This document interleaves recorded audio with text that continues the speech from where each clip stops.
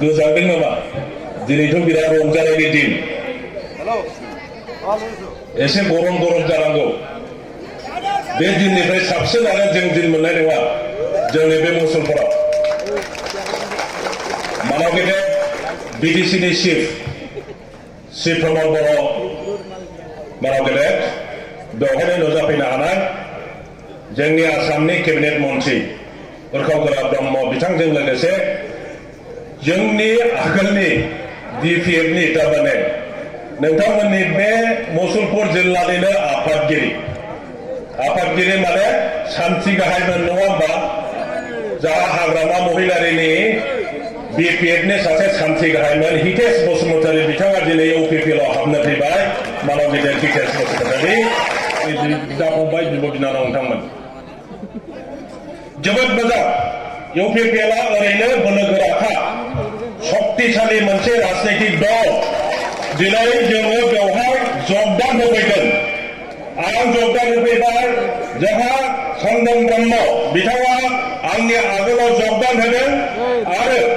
नै दिनै हितेश बसुमतारी जगदान होफैबाय सानथामसो आगोल जोंहा बाक्सायाव जोंनि आगोलनि सासे MCLA माखन स्वर्गियारि गसंनाय दङब्ला बिथाङानो दाख्लै जगदान खालामदों आरो लारि जगदान खालामजोबसिगोन माने जोङो जगदान खालामनायनि उनावहाय UPPLनि गोहोआ मा जादों बियो दाजाबदों गतिके बियोग गैया আজি UPPL দলৰ শক্তিটো বিয়োগ নাই অকল প্লাস আছে মহিলাৰীয়ে এই এদিন দুদিন আগত আমাৰ ওপৰত বহু বক্তব্য ৰাখিছে চন্দন ব্ৰহ্ম আৰু সম্পদ বৰগীয়াৰী বোলে গাঁওবুঢ়া বৰ্ণনা কৰিছে আমাক বোলে চাইটি হিচাপে UPPLক পঠিয়াইছে আমি বোলে দাদা ভাই ভনীসকল আছে সেই সকলক আমি আগুৱাই নিব লাগিব ইয়াত বড়ো আছে অসমীয়া আছে আদিবাসী আছে শৰণীয়া মদাৰী মাইনৰিটি বঙালী গোৰ্খা বিভিন্ন জনগোষ্ঠী ৰাজবংশী আমি একেলগে বসবাস কৰিছো আৰু সেই জনগোষ্ঠীবিলাকৰ সকলোকে লৈ 35 লাখ জনসাধাৰণ এটা পৰিয়াল এইটো হ'ল BTRৰ পৰিয়াল যোৱা স্বাধীনতাৰ ৭৮ বছৰত আমি একেলগে আছো কেতিয়াবা কান্দিব লগা হৈছে কেতিয়াবা হাঁহিব লগা হৈছে কেতিয়াবা ভূমিৰ সমস্যা ভুগিছো কেতিয়াবা বিভিন্ন সমস্যাৰ আমি ভুগিছো কিন্তু একেলগে আমি এই সমস্যাবিলাক সন্মুখীন হৈছো কেতিয়াবা অসম আন্দোলন হৈছে কেতিয়াবা বড়ো আন্দোলন হৈছে কেতিয়াবা বিভিন্ন জনগোষ্ঠীৰ আন্দোলনবিলাক হৈছে আৰু ইয়াৰ পিছত আহি মাজতে বড়ো অনাবৰণ হৈ গ'ল আৰু সেইবিলাক আজিৰ সময়ত আমি উপলব্ধি কৰিছো ভাল নেতৃত্বৰ হাতত যদি শাসন যন্ত্ৰটো নাথাকে দেশৰ নাগৰিকবিলাকে কষ্ট পাব লগা হয় মই হাগ্ৰামা মহিলাৰী ডাঙৰীয়াৰ আজি এই মিটিঙত কিবা এটা সমালোচনা কৰি কথা ক'বলৈ বিচৰা নাই কিন্তু হাগ্ৰামা মহিলাৰী ডাঙৰীয়া মানুহক মৰম কৰিব পৰা হৃদয় তেখেতৰ নাই মানুহক বুজি পাব পৰা হৃদয় তেখেতৰ নাই তেখেতে শিক্ষা দীক্ষা সামাজিক অৰ্থনৈতিক এই কথাবিলাক চিন্তা কৰিব পৰা ক্ষমতা হাগ্ৰামা মহিলাৰী ডাঙৰীয়া নাই আৰু যোৱা 17 বছৰত শাসন কৰা ইয়াৰ আগৰ 2003 চনত চুক্তি কৰা এই সময়বিলাকত আজি এই মঞ্চত বহি থকা চন্দন ব্ৰহ্ম ডাঙৰীয়া শাম্পা বৰগয়াৰী ডাঙৰীয়া এই সময়ত ৰাজ্যসভাৰ সাংসদ হিচাপে UG ব্ৰহ্ম ডাঙৰীয়া এই নেতাসকলে লগ লাগি প্ৰায় 2003 চনত BTC চুক্তিৰ আটাইবোৰ কামবিলাক কৰিছিলে আৰু ইয়াৰ পৰৱৰ্তী সময়ত যেতিয়া চৰকাৰ চলি আছিলে BPL দলৰ এই সময়ত আমি বাহিৰৰ পৰা গম পাওঁ যিবিলাক অফিচিয়েল সাংবিধানিক আইনগত এই গোটেই কাম কাজবিলাক কথাবিলাক এই নেতাসকলে কৰিছিলে তাত হাগ্ৰামা মহিলাৰী ডাঙৰীয়াৰ কোনো অৱদান নাছিলে আজি হাগ্ৰামা মহিলাৰীয়ে কৈ ল'ব পাৰে 17 বছৰ ৰাজনৈতিক নেতা হোৱাৰ পিছত ইমান বছৰৰ অভিজ্ঞতা লোৱাৰ পিছত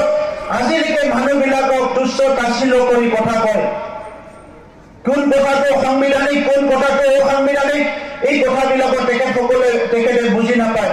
সস্তীয়া ৰাজনীতি আৰু মূল্যবোধৰ ৰাজনীতি কাক কোৱা হয় এই কথাটো আজিলৈকে তেখেতে বুজি পোৱা নাই আৰু মোকতো ব্যক্তিগতভাৱে যেতিয়া এপছু প্ৰেচিডেণ্ট আছিলো এই সময়তো ব্যক্তিগত আক্ৰমণ কৰিছে আজিলৈকে ব্যক্তিগত আক্ৰমণ কৰি আছে হাগ্ৰামা মহিলাৰী মোৰ টাৰ্গেট নহয়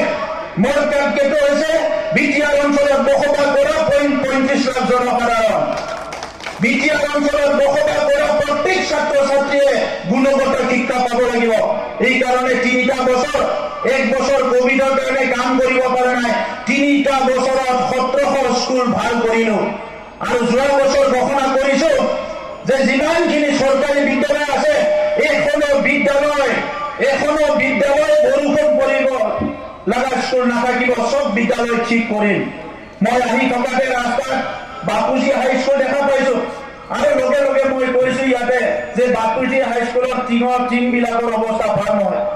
মোক কেতিয়াবা এপ্লিকেশ্যন দিছিলে, কৈছিলে যদি মই নাজানো, মই আহি ৰাকেশ ব্ৰহ্মক কৈছো মই ইয়াৰ পৰা ৰিটাৰ্ণ লোৱাৰ স্কুলত যাম, যদি মই যাব নোৱাৰো ৰাকেশ ব্ৰহ্মই যাব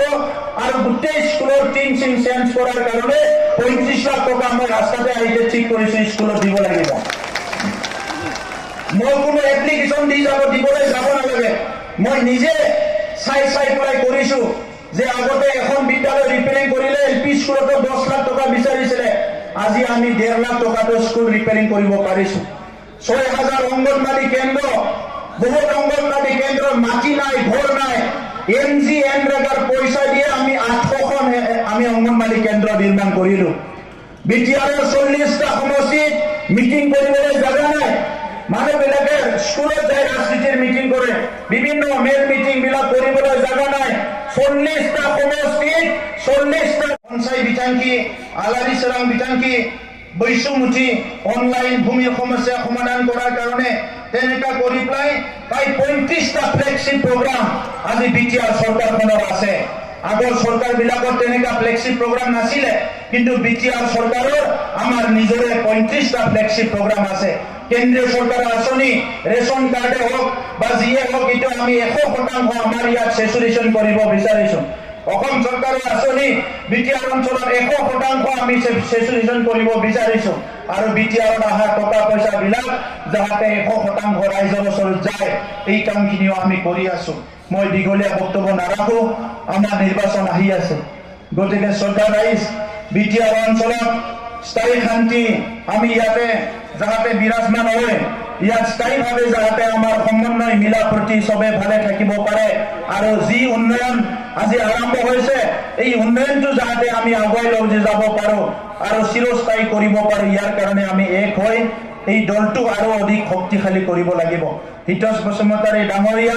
আমাৰ দলৰ অহাৰ লগে লগে যেনেকৈ চন্দন ব্ৰহ্ম ডাঙৰীয়া, খাম্বা বৰগোহাঞি ডাঙৰীয়া আহি আমাৰ দলটো অধিক শক্তিশালী কৰাত সহায় কৰিছে, হিতেশ বসুমতাৰী ডাঙৰীয়া আজি যোগদান কৰাৰ পিছত অকল মছলপুৰ জিলাই নহয়, বাক্সা জিলাই নহয়, আমাৰ UPPL ফেমিলি আৰু অধিক শক্তিশালী হৈ উঠিব। মই তেখেতক ধন্যবাদ জনাইছো, আদৰণি জনাইছো আৰু ৰাইজৰ লগত মিলি সকলো একেলগে মছলপুৰ অঞ্চলখন উন্নয়ন কৰা, বাক্সা জিলা উন্নয়ন কৰাত সকলো কাম কৰিব, সেইটোকে মই কামনা কৰি পুনৰ আপোনালোকক ধন্যবাদ দিলো। UPPL জিন্দাবাদ। মোৰ বক্তব্য ইয়াতে সামৰণি মাৰিছো।